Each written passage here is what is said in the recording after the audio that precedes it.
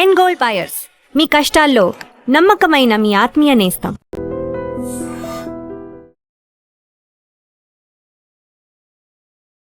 ప్రేక్షకులందరికీ నమస్కారం. ఈరోజు మనతో పాటు సుప్రసిద్ధ జ్యోతిష్య వాస్తు పండితులు బ్రహ్మశ్రీ డాక్టర్ నాయకంటి మల్లికార్జున శర్మ గారు మనతో పాటు ఉన్నారు. మాట్లాడదాం. నమస్కారం గురుగారు. నమస్కారం అండి. గురుగారు, జూన్ 2 నుంచి కర్కాటక రాశిలోకి గురువు ప్రవేశించబోతోంది. అవునమ్మా.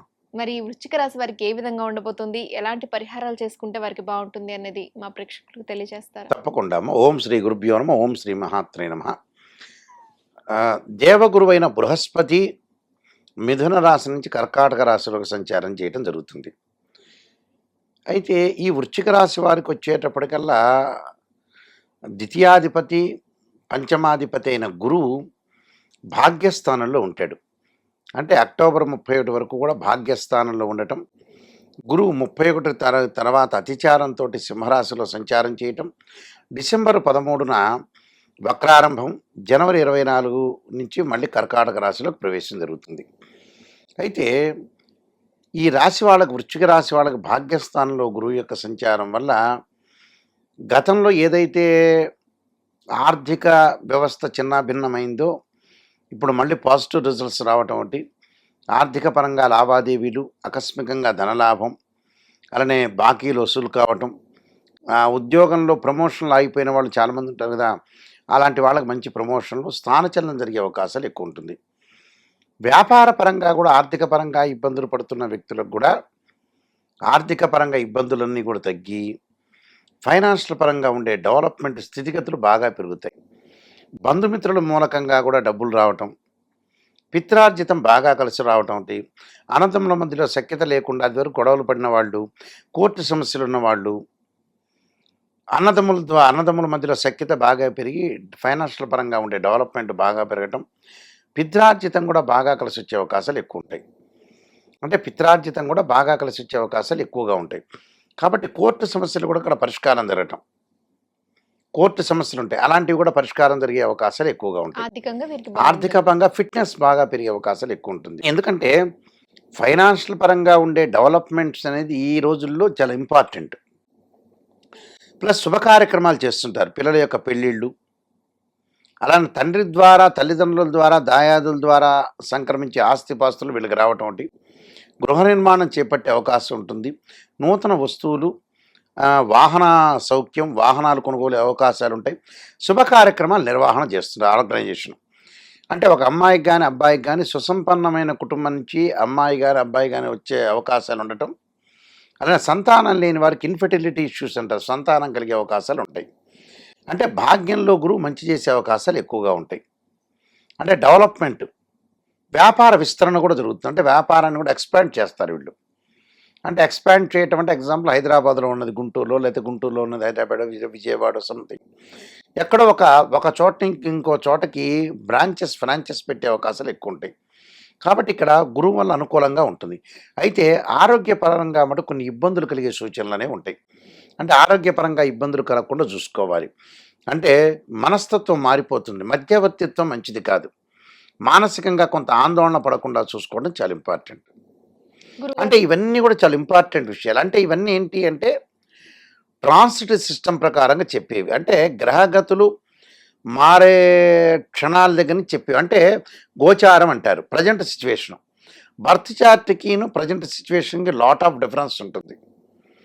అదేంటంటే సహజంగా ఏంటంటే జన్మజాతకం ఉంటుంది, గోచారం కాకుండా జన్మజాతకానికి వెళ్తే మనం ఆ జన్మజాతకంలో వాళ్ళు పుట్టిన లగ్నం నుంచి 6, 8, 12 స్థానంలో గురువు యొక్క దోషం ఉండకూడదు, గురువు రాహుతో కానీ కేతుతో కానీ శనితో కానీ కంజంక్షన్ కాకూడదు, గురువు అశ్విని మఖ మూల ఆరుద్ర స్వాతి శతభిష నక్షత్రాలు, పుష్యమి అనురాధ ఉత్తరాభాద్ర నక్షత్రాలు ఉండకూడదు, గురుగ్రహం మీద కూడా చెడు దృష్టి కూడా ఉండకూడదు.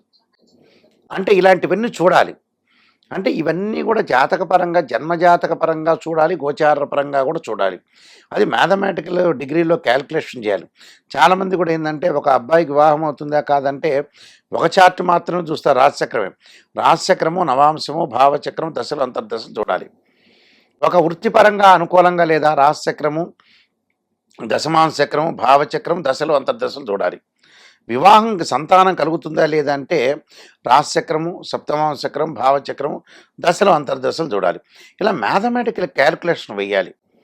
అంటే ఒక జాతకాన్ని చెప్పించుకునే వాళ్ళు ఎలా సంసిద్ధులు కావాలంటే, నాయకంటి మల్లికార్జున శర్మ గారి దగ్గరికి వెళ్ళాను, నెగిటివ్ ఫస్ట్ తెప్పించుకోవాలి, ఆ నెగిటివ్ నుంచి నేను ఎలా బయటపడటం అనేది తెలుసుకోవాలి.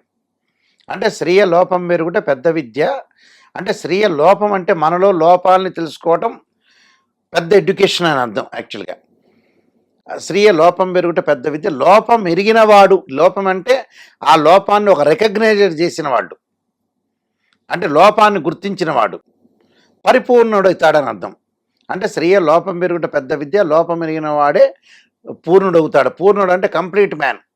కంప్లీట్ మ్యాన్ అంటే తనలో లోపాలను తెలుసుకొని తన ఆవేశాన్ని తగ్గించుకుంటాడు, తన విషయాలు నియంత్రణ చేసుకుంటాడు. ఆ నియంత్రణ ఏదైతే అక్కడ ఉండే లోపాలని మనం సవరణ చేసుకుని ముందుకెళ్ళామంటే మన లైఫ్ అనేది లీడింగ్ అయ్యి మంచిగా జరుగుతుంది అని అర్థం.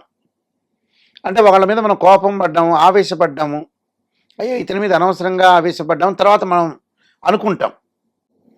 ముందుగానే వాటితోటి ఆవేశపడకుండా ఉంటే చాలా మనకి పాజిటివ్ రిజల్ట్స్ వస్తాయి. మనం పోగొట్టుకోవాలని ఆలోచన చేయకూడదు ఎవరినైనా సరే. ఎందుకంటే ఈ ఫైనాన్షియల్ పరంగా ఉండే ఆర్థిక వ్యవస్థలో ఒక మనిషి నుంచి ఇంకో మనిషికి కావాలి. అది ఉద్యోగపరంగా కావాలి, వివాహపరంగా కావాలి.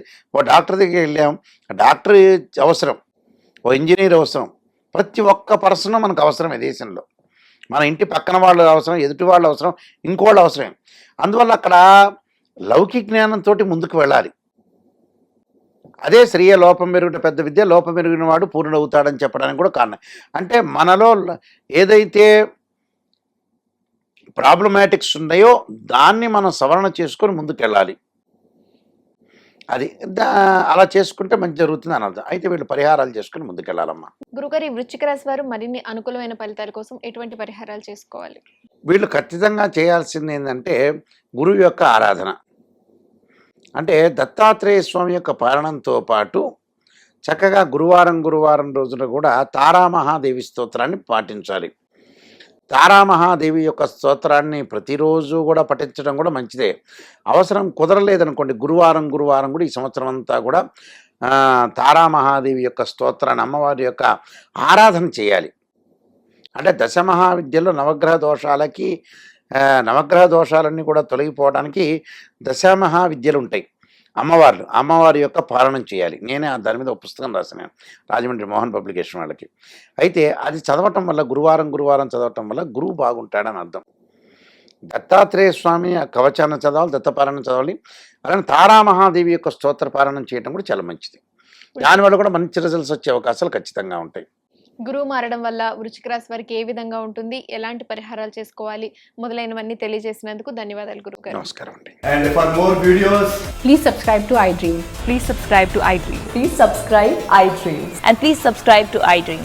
For more videos, subscribe to iDream. please like, share and subscribe to the channel. Congratulations, iDream. subscribe to iDream. Subscribe to iDream. So subscribe to iDream Media. iDream की iDream team अंदर की huge congratulations. Please subscribe iDream Media. Please subscribe to iDream. Subscribe iDream. Please subscribe to iDream.